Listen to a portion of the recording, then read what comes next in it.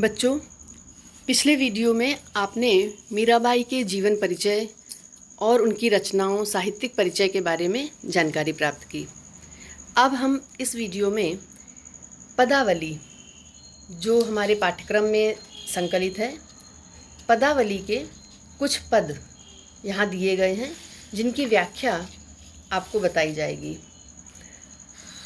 जैसा कि हमने पढ़ा जीवन परिचय में कि मीरा कृष्ण भक्त कवियों में से एक थी और वो किसी भी प्रकार से कृष्ण से दूर नहीं होना चाहती थी।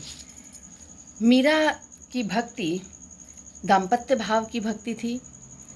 मीरा ने श्री कृष्ण के मनमोहक स्वरूप को प्रस्तुत किया अपने पदों में, और कहा जाए कि जो मीरा के कृष्ण प्रेम संबंधी पद हैं उनमें संयोग और वियोग दोनों का मार्मिक चित्रण किया गया है, और साथ ही साथ अन्य भक्त कवियों की भांति मीरा ने भी ईश्वर के नाम का महत्व भी बताया है। तो आइए पद आरंभ करते हैं। पहला पद है पदावली का पाठ्यक्रम में जो बसो मेरे नैनन में नंदलाल। बसो मेरे नैनन में नंदलाल। मीराबाई जी यहाँ श्री कृष्ण के सुंदर स्वरूप को अपने नेत्रों में बसा लेना चाहती हैं। प्रसंग में हम क्या लिखेंगे कि मीराबाई, जो कि भगवान कृष्ण की अनन्य भक्त थी, वो कृष्ण की मोहिनी मूर्ति को अपने नेत्रों में बसा लेना चाहती हैं। इसी का वर्णन यहाँ पर हुआ है। वो श्री कृष्ण के रूप का वर्णन, उनकी वेशभूषा का, उनकी सुंदरता का वर्णन यहाँ पर कर रही हैं। मोर मुकुट मकराकृत कुंडल। सबसे पहले बता दें, यहाँ अनुप्रास अलंकार है। माँ माँ माँ 3 बार आया है, तो माँ वर्ण की आवृत्ति होने से अनुप्रास अलंकार है। मोर मुकुट मकराकृत कुंडल। मीरा कहती हैं कि हे नंदलाल, का अर्थ है नंद जी के पुत्र।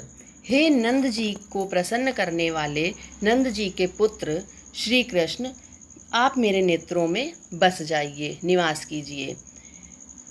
आपका रूप अत्यंत आकर्षक है। आपके सिर पर मोर से पंखों से बना हुआ मुकुट है।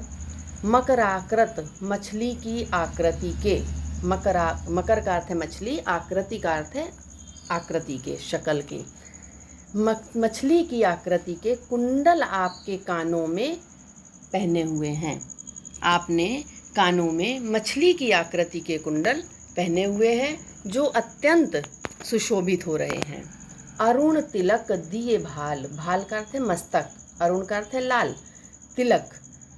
मस्तक पर लाल रंग का तिलक लगा हुआ है जो बहुत ही सुंदर लग रहा है। मोहन मूरत सांवरी सूरत। यहाँ पर फिर अनुप्रास अलंकार है। आपकी मूर्ति मन को मोह लेने वाली, मोहनी, मन को मोह लेने वाली है। और सांवरी सूरत, सूरत कैसी है, रंग कैसा है? आपका वर्ण श्याम वर्ण का, और आपकी मूर्ति सबके मन को मोह लेने वाली है। नैना बने विशाल, और विशाल नेत्र अत्यंत सुंदर लग रहे हैं, अत्यंत शोभायमान हो रहे हैं। फिर से देखिए ऊपर से, कृष्ण के प्रेम में दीवानी मीरा कहती हैं कि हे नंद जी के पुत्र, आप मेरे नेत्रों में बस जाइए या मेरे नेत्रों में निवास कीजिए। आपके सिर पर मोर पंखों से बना हुआ मुकुट शोभायमान हो रहा है।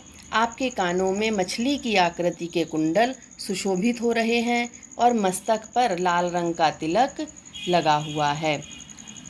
सुंदर विशाल नेत्रों से आपका सांवला रंग अत्यंत सुशोभित हो रहा है, और आपकी मूर्ति, आपकी जो छवि है, मूर्ति का अर्थ है छवि, आपकी छवि मन को मोह लेने वाली है। अधर सुधारस मुरली राजत। अधर का अर्थ है होठों पर। सुधारस, अमृत से भरे हुए आपके सुंदर होठों पर, अमृत से भरे हुए आपके सुंदर होठों पर मुरली, बांसुरी, राजत का अर्थ है शोभित हो रही है, सजी हुई है। उर्वैजंती माल, और गले में वन पुष्पों की, जो वन में पाए जाने वाले पत्ते पुष्प हैं, उनकी एक प्रकार का वैजंती नाम उसका होता, वैजंती की माला आपने पहनी हुई है। क्षुद्र घंटिका, छोटी सी घंटी, ये कृष्ण के बाल रूप का वर्णन है, जब कृष्ण छोटे से बाल छवि का।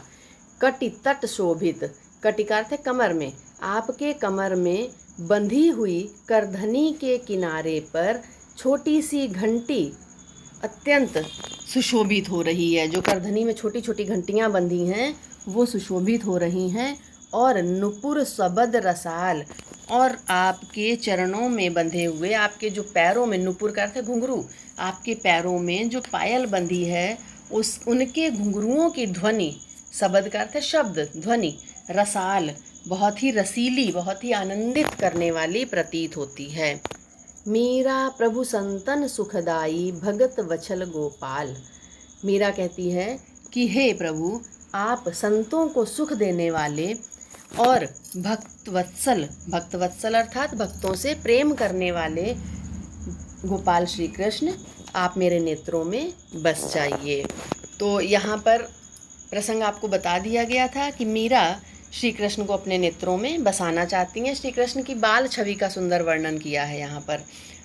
और इसके बाद जब हम काव्यगत सौंदर्य लिखेंगे तो मुख्य भाव में हम क्या लिखेंगे? मीरा की कृष्ण के प्रति अनन्य भक्ति भावना प्रकट हुई है। भाषा सुमधुर ब्रज है, शैली मुक्तक, छंद गेयपद, रस भक्ति, अलंकार अनुप्रास बता दिया गया कहाँ कहाँ पर है। मोर मुकुट मकराकृत में, मोहन मूरत में, सांवरी सूरत में। और इसके बाद भाव साम्य, बिहारी जी ने भी कहा है, भाव साम्य का अर्थ होता है कि किसी दूसरे कवि की उसी अर्थ वाली पंक्तियाँ।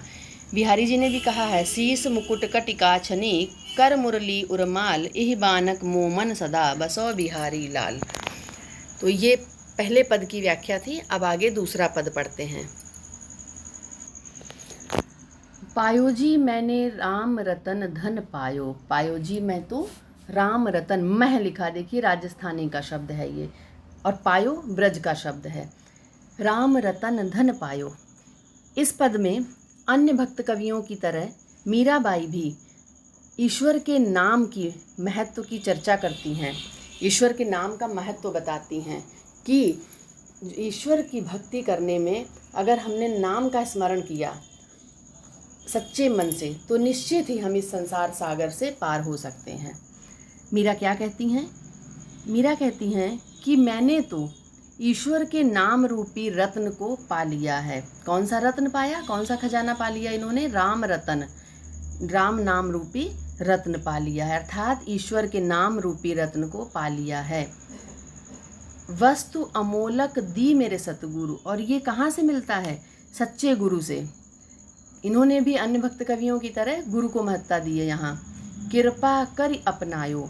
मीरा कहती हैं कि मेरे सच्चे गुरु ने यह अमूल्य वस्तु मुझ पर दया करके, अमोलक का अर्थ है अमूल्य, दया करके मुझे प्रदान की, और मैंने उसे कृपा कर अपनायो। उन्होंने मुझ पर कृपा की और मैंने उस कृपा को अपनाया, मैंने उसे अंगीकार किया, स्वीकार किया। जन्म जन्म की, यहाँ पुनरुक्ति प्रकाश अलंकार है। जब कहीं पर एक ही शब्द दो बार आए या तीन बार, एक से अधिक बार आए, लेकिन उसका अर्थ ना बदले या फिर कोई अर्थ ही ना हो, समान अर्थ हो या कोई अर्थ ना हो, तो यहाँ पुनरुक्ति प्रकाश अलंकार होता है। जन्म जन्म की पूंजी पाई, जग में सभी खुवायो। मीरा कहती हैं कि मैंने इस संसार में जो कुछ भी जन्मों जन्मों की पूंजी, जन्म जन्म की पूंजी पाई, मैंने तो गुरु की कृपा पाकर क्या पा लिया? जन्म जन्म की पूंजी। जन्मों से ऐसा लग रहा है कि एकत्रित किया हुआ खजाना मुझे मिल गया है, मेरे पुण्य फल मिल गए हैं। और जग में सभी खुवायो, बदले में क्या खोया है? इस संसार में जो पाया था, जो पिछले जन्मों के कई जन्मों से मेरे पुण्य एकत्र हुए थे, उनके कारण, उनके रूप में मुझे गुरु की कृपा मिली, ईश्वर का नाम मिला। लेकिन उसके बदले में संसार में, जग में सभी खुवायो, मोह माया, संसार में क्या मिलता है? मोह माया, झूठे रिश्ते, उन सब का मैंने त्याग कर दिया। खर्चे नहीं कोई चोर न लेवे, क्योंकि इस पूंजी के आगे, इस धन के आगे सारे धन बेकार हैं। ये धन कैसा है? ईश्वर के नाम, राम का नाम रूपी पूंजी ऐसी है कि ना तो ये खर्च करने से खर्च होता है, जितना इसको लें, जितना इसको हम जपेंगे उतना ये बढ़ेगा, घटेगा नहीं। और नहीं कोई चोर न लेवे, चोर इसे चुरा नहीं सकता। दिन दिन, फिर से पुनरुक्ति प्रकाश, दिन दिन बढ़त सवायो, और दिन प्रतिदिन ये जपने से 1.25 गुना अर्थात बढ़ोतरी होती जाती है इसमें। सतकी नाव खेवटिया सतगुरु भव सागर तर आयो। भव सागर में रूपक अलंकार है, संसार रूपी सागर। ईश्वर के नाम का महत्व बताते हुए मीरा कहती हैं कि मैंने सत्य नाव, सत्य की नाव रूपी, सत्य की, कौन सा सत्य? ईश्वर का नाम। मैंने ईश्वर के नाम रूपी सत्य नौका पर सवार हो ली हूँ मैं। और मेरे सतगुरु कौन है? खेवटिया, नाव को चलाने वाले मेरे सतगुरु हैं। उस नाव पर मैं बैठी हूँ।